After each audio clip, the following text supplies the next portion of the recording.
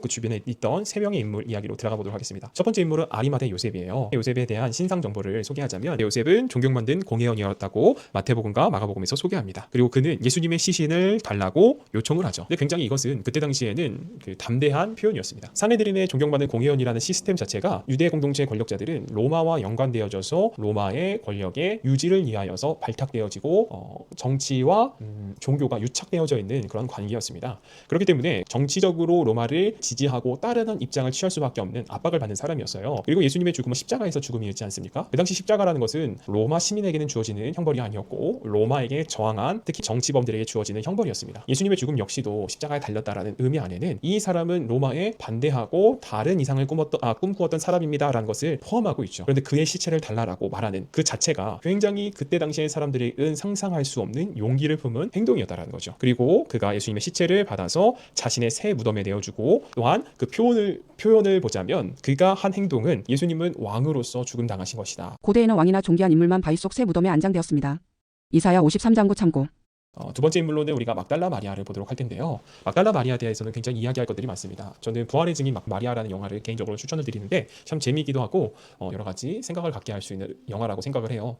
막달라 마리아는 굉장히 특이한 점을 갖고 있는 인물입니다. 왜냐하면 복음서 마태복음 28장, 마가복음 16장, 누가복음 24장, 요한복음 20장 모두 막달라 마리아를 부활의 첫 목격자로 기록하고 있는데요.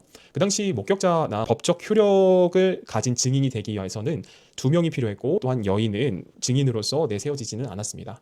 남성들만 증인으로서 채택되어졌는데요. 특이하게도 예수님께서 첫 번째 만난 인물로서 막달라 마리아를 만났다라는 거죠.